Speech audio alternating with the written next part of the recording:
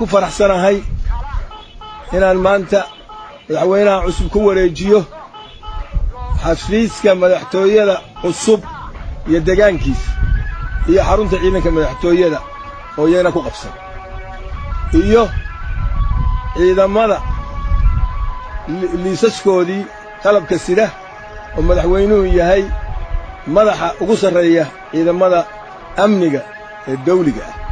dawladnimada rasmiga dawladnimada dhabta ah ay maanta lagu wareejiyeen oo ugu horeyso meesha tan quruxda badan xaruntan madaxtooyada aragtaan quruxda ay leedahay 5 sano ka hor aan jirinin iyo mashaariicdii iyo barnaamijyadii kale madaxweynuhu uu sheegay oo ka shaqeeyay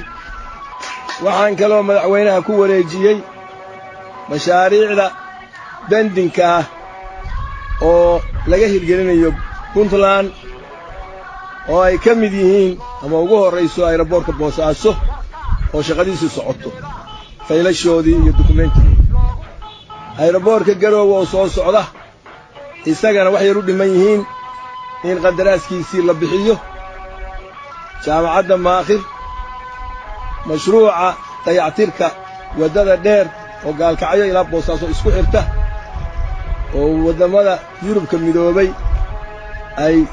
qoraal noogu keeneen inay iyagu maalgelinayaan oo siinayaan hay'adda cooperationka ee Jarmalka GTZ leeyahay waxaan qirayaa in maanta Puntland ay leedahay dawladnimo rasmi ah oo xoog leh oo ciidan leh oo maamul leh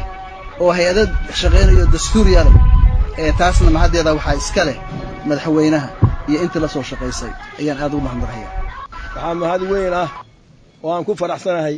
maanta Puntland inaan hal burcad badeed oo hawl ku jira uusan jirin midda magaalooyin ku dhundhuntay baadiyaha waa jiraan hal markabna aan lagu haysan waxay banaysan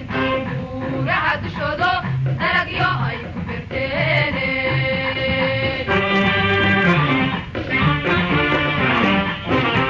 madaxweyne waxaan ku rajaynayaa guul iyo horumar iyo xafiiska maanta aan kugu wareejiyay halkaas inaad ka sii wadid ilaahayna ha kugu gooleeyo ilaahay baan kaaga baryo inuu kugu gooleeyo